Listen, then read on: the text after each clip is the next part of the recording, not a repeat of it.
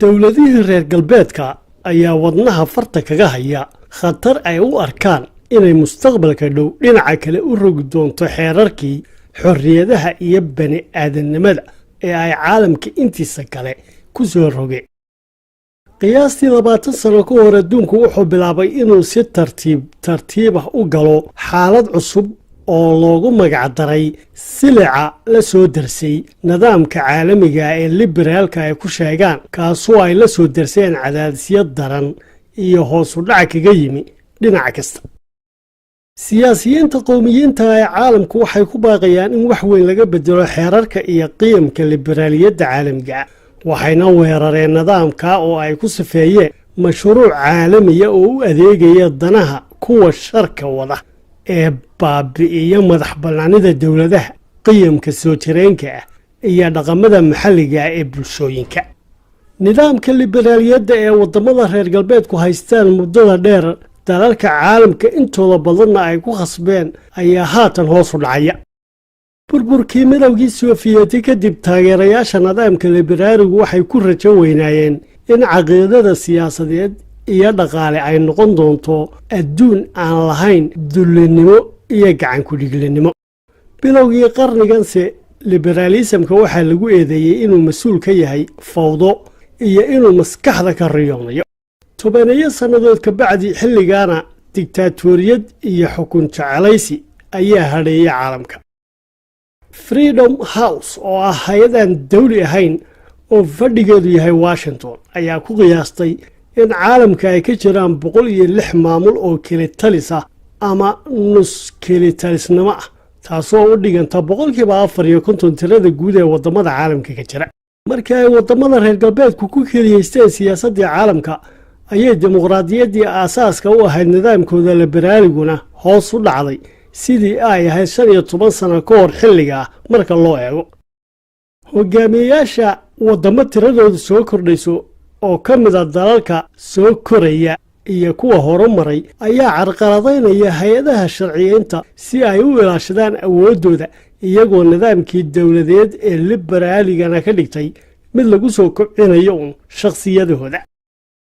tani waa natiijooyinka daraasad gorfayna oo ka dhacday Jarmalka, taasoo sidoo kale xustay inuu jiro banaanbaxaysa soo taraya oo lagaga soo horjeedo cadaalad darrada bulshada, musuqmaasuqa iyo maamul xumada, sida ay baahisay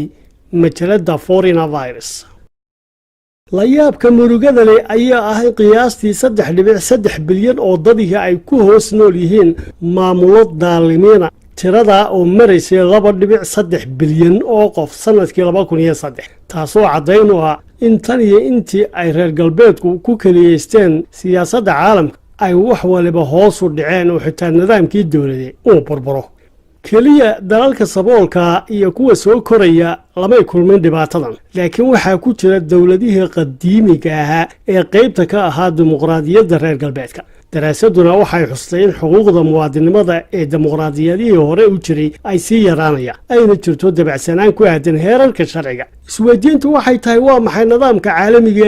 ee liberaaliyad? maxaase ka jira inuu ka sii baxayo meesha kadib markii dadyowgii ay ogaadeen khatartiisa? haddiise nidaamka caalamiga uu dhibaato ku jiro, qaab noocee ayuu u soo bixi karaa nidaamka cusub ee beddelaya? soo bixitaanka nidaamka cusubise ma waxay lama huraan u ah tartan loogu jiro awoodda aan la taaban karin ee u dhexaysa quwadaha waaweyn ee u janjeera dhanka qowmiyadnimada? warbixinta Foreign Affairs waxay soo qaadatay maqaal dheer oo ku saabsan arrimaha dibadda iyo weliba ilo kale oo lagaga hadlayo kobcinta fikirka xorriyadda, dhibaatooyinka nidaamka caalamiga ee hadda jira, mustaqbalka dadka dulmiga lagu xukumo oo ku dhowaad 3 meelood oo 2 meel ka noqonaya tirada dadka adduunka, iyo sidoo kale qaabkii ay u guuldaraysteen mawjadihii dadka cadhaysan ahaa ee gelgelay meelo kala duwan oo adduunka ah sannadihii la soo dhaafay. nidaamka liberaaliyadda ayaa loo arkaa inuu isagu dib isu cunay, oo iyadoo aanay nidaamyo kaleba ku soo duulin oo ka hor imanin uu isagu gudihiisa isjebiyey. awoodaha isa soo taraya ee ururada qowmiyiinta iyo falcelinta ay kaga hortagayaan kuwa awoodda ku haysta kelitalisnimadu ayaa waxay baabi'inaysaa baa layidhi awooddii nidaamka caalamiga ee ay ku ilaashanayaan xuquuqahooda siyaasadeed iyo tooda madaniga.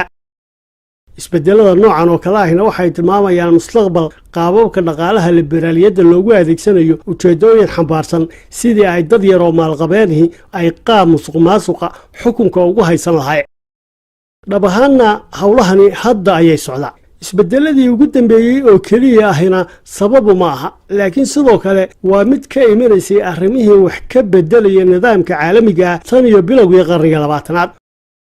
macnaha ugu horeeya ee xorriyadda siyaasadeed ee liberaaliyaddana waxaa lagu sheegaa inay dowladuhu ixtiraamaan xuquuqaha asaasiga ee aadanaha iyo kuwa madaniga kaasoo ilaalinaya xorriyadda dhaqaalaha iyo baahida loo qabo in loo hoggaansamo dhaqaalaha suuqa waana qorshayaasha liberaaliyadda oo ay ku dhaqankooda faraha ka qaadeen dowladihii reer galbeedka ee iyagu samaystay taasoo dhabaha u xaadhay inuu marxaladihiisii ugu dambeeyey soo gaadho nidaamkii caalamiga ahaa ee ay siyaasadda caalamka ku soo maamuli jireen muddadii 80 sannadood ahayd ee u dambaysay nidaamka caalamigaahna waxaa tiirarkiisa ka mid a hay-adaha qaramada midoobay iyo kuwa kale ee caalamiga sida baanka adduunka iyo maxkamadda adduunka sidoo kale waxaa nidaamka ka mid a fadhiisimada ciidamada Mareykanka iyo reer Yurub ku leeyihiin daafaha caalamka iyo in lacagta doolarku ay noqoto tikeliya ee lagu kala iibsanayo khayraadka caalamka iyo inay weliba luqadda Ingiriiskuna noqoto ta koowaad ee caalamku ku xiriiray